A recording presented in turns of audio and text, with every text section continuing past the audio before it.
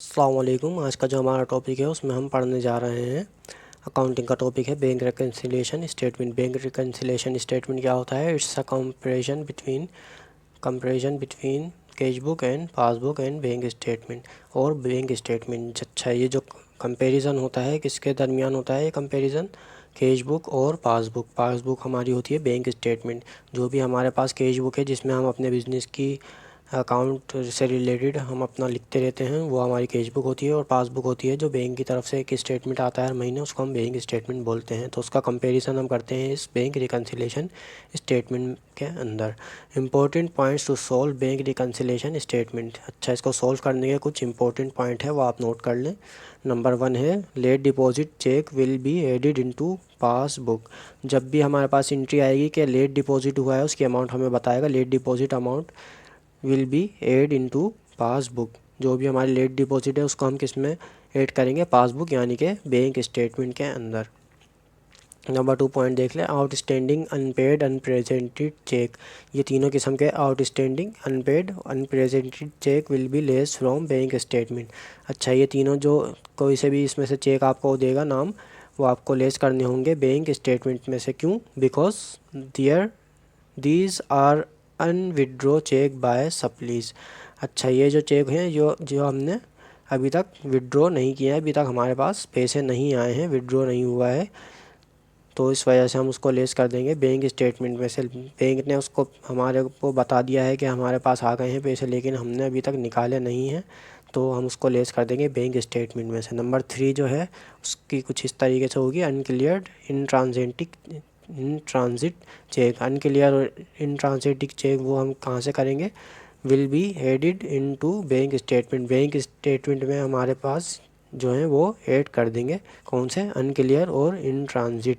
In transit मतलब रास्ते में हो, या अनक्लियर अभी तक क्लियर नहीं हुए हों, वो हम क्लियर हो जाएंगे क्योंकि वो, तो हम उसको ऐड कर देंगे बैंक स्टेटमेंट में। हमने अपने पास तो उसकी वैल्यू ऐड कर दी है। Because these are not collected by customer. अभी तक जो कस्टमर ने हैं वो कलेक्ट नहीं किए हैं, तो हम उसकी अमाउंट कस्टमर से कलेक्ट नहीं हुए हैं, इसलिए उसकी अमाउंट हम बैंक स्टेटमेंट में लिख देंगे। ठीक है, रास्ते में है, बैंक उसको अमाउंट कलेक्ट कर लेगा, हमने अपने पास ऐड कर ली है, तो इसमें बैंक में भी ऐड कर देंगे। NFS not sufficient fund dishonoured cheque. ये जो होते हैं दो किस्म के चेक, डिसऑनर्ड या not sufficient fund, will be less from cash book. Cash book में से हम उसको लेस करते हैं। Because this cheque will be return to customer because some mistake. अच्छा, ये जो कैश होते हैं चेक होते हैं ये हमें वापसी कर दिए जाते हैं मिस्टेक की वजह से। जो कस्टमर है यानी कि हमारे को वापसी कर दिए जाएंगे ये cheque. Like sign over date ETC। अगर हमने गलत साइन कर दिया या ओवर राइटिंग कर दी है या डेट गलत डाल दी है तो हमें वो डिसऑनर्ड हो जाएंगे। तो इस तरीके के हम लेस कर देंगे कैश बुक में से। नंबर 5 है बैंक सर्विस चार्जेस, ज़कात या इंटरेस्ट। जो भी हमें ये एंट्री देगा वो क्वेश्चन में बताएगा बैंक सर्विस चार्जेस उसकी रुपीज़, ज़कात या इंटरेस्ट उसके rupees. Expense will be less from cash book. ये हम लेस करेंगे कैश बुक में से क्योंकि बैंक ने हमारे अकाउंट में से लेस कर दी है। हम अपने पास भी बताना होगा कि हमने लेस कर दी है, बैंक ने हमारे पास से लेस कर दिया, तो हम अपने पास भी उसकी एंट्री करेंगे, कैश बुक में से लेस कर देंगे। Because bank directly detect this charges without any information. क्योंकि बैंक ने अभी तक इन्फॉर्म नहीं किया, तो हमें अब पता लग गया है, तो हम उसको लेस कर देंगे अपने पास से। नंबर 6 एंट्री होती है interest income, profit, dividend income. जो भी हमें इंटरेस्ट इनकम बताएगा, प्रॉफिट या डिविडेंड इनकम हमें बताएगा, वो एंट्री के अंदर तीनों में से कोई भी नाम आएगा, will be added into cash book. अच्छा, ये जो हम करेंगे उसको कैश बुक में ऐड कर देंगे क्योंकि हमारे पास बैंक में पैसे डायरेक्ट ऐड कर दिए, बैंक ने प्रॉफिट दे दिया है या इनकम दे दी है। Add this amount, bank directly add this amount into account of account holder. Account जो होल्डर है यानी कि हमारे बैंक में डायरेक्ट दे दिया है, तो हमें पता नहीं था लेकिन अब पता लग गया, तो हम कैश बुक में उसको ऐड कर देंगे अपने पास। अच्छा, आगे देखते हैं नंबर 7। ये आपको एंट्री वो पूछ सकता है कि directly payment to supplier by bank. Direct payment कर दी है सप्लायर ने, यानी कि जिसको हम बेचते हैं अपना सामान, उसने डायरेक्ट पेमेंट कर दी बैंक में on behalf of company, will be less from cash book. अच्छा, पे लेस कर देंगे हम उसको कैश बुक में। जो भी हमारे सप्लायर है यानी कि जो हम जिससे माल ख़रीदते हैं उसको हमारे बैंक ने जो है डायरेक्ट पे कर दिया है यानी कि हमारी कंपनी से नहीं पूछा, डायरेक्ट उसको पे कर दिया है। तो हम उसको अब लेस करेंगे कहाँ से, अपने पास से, क्योंकि बैंक से वो पैसा चले गया है तो हमें अपने पास भी एंट्री दिखानी होगी कि वो पैसा चले गया है, तो हम उसको कैश बुक में से लेस करेंगे। नंबर 8 है directly collected by bank on behalf of company. जब हम डायरेक्ट कलेक्ट कर लेते हैं, बैंक जो है हमारा डायरेक्ट कलेक्ट कर लेता है किसी भी कस्टमर से, will be added into cash book में हम उसको ऐड करेंगे, क्योंकि डायरेक्ट कलेक्ट हो चुका है, बैंक में पैसा आ चुका है, तो हम अपने पास भी ऐड करेंगे कैश बुक के अंदर। नंबर 9 एंट्री कुछ इस तरीके से हम करेंगे, less minus then we will less again from any book.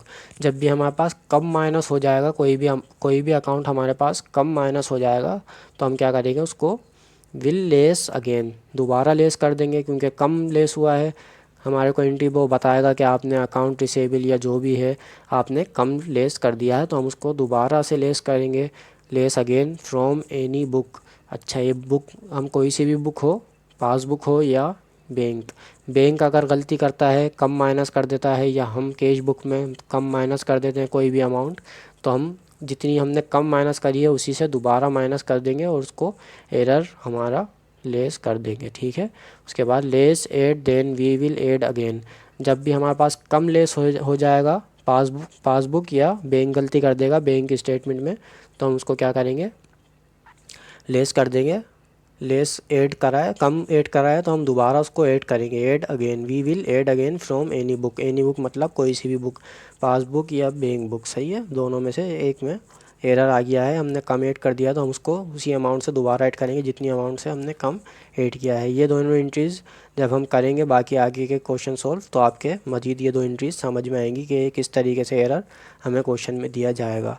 अभी फ़िलहाल हम ये समझ रहे हैं कि ये किस किस तरीके से एंट्रीज़ क्वेश्चन में पूछी जाती हैं। ये आपके हमने 10 के 10 मेथड याद कर लिए हैं, तो आप इसको मज़ीद देख लें और अपने दिमाग में बिठा लें कि कौन सा चीज़ कहाँ पे लेस या ऐड होती है। इससे आपका ये वाला क्वेश्चन बिल्कुल 100% करेक्ट हो जाएगा और आपके मार्क्स सिक्योर हो जाएंगे, 20 मार्क्स। अच्छा, आगे देखते हैं। Note number 1, when bank debited business account there is a decrease in business account. जब भी हमारे को ये एंट्री दे दी जाए, अगर इस तरीके की दो एंट्रीज कभी कभार ही आती हैं, लेकिन आप ये भी समझ लें कि when bank debited business account, जब ऐसा पूछ ले के ऐसा बताया वो एंट्री के अंदर, bank debited business account, bank debited business account, और आपको उसकी अमाउंट आगे लिख के दे दे, बैंक डेबिटेड बिजनेस अकाउंट, तो इसका मतलब क्या हुआ, there is a decrease in business account. तो हमारे पास क्या हो गया है, डिक्रीज़ हो गया है, यानी कि कम हो गया है, तो हम उसको लेस कर देंगे अपने पास से कैश बुक के अंदर।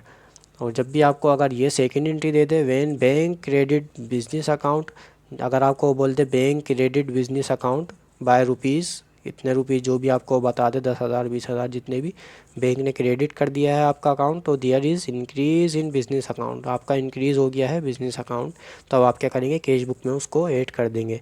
जब भी वो ये पूछेगा, बताएगा अपनी एंट्री के अंदर कि डेबिट हो गया है, तो आप क्या करेंगे, डिक्रीज़ कर देंगे, यानी कि लेस कर देंगे अपने कैश बुक में से। और जब भी वो आपको ये बताएगा कि क्रेडिट कर दिया है बिजनेस अकाउंट, तो आप क्या करेंगे, अपने पास ऐड कर लेंगे कैश बुक के अंदर। ये दोनों एंट्रीज़ कभी कभार आती हैं, लेकिन ये बहुत इंपॉर्टेंट है, आप इसको भी समझ लें।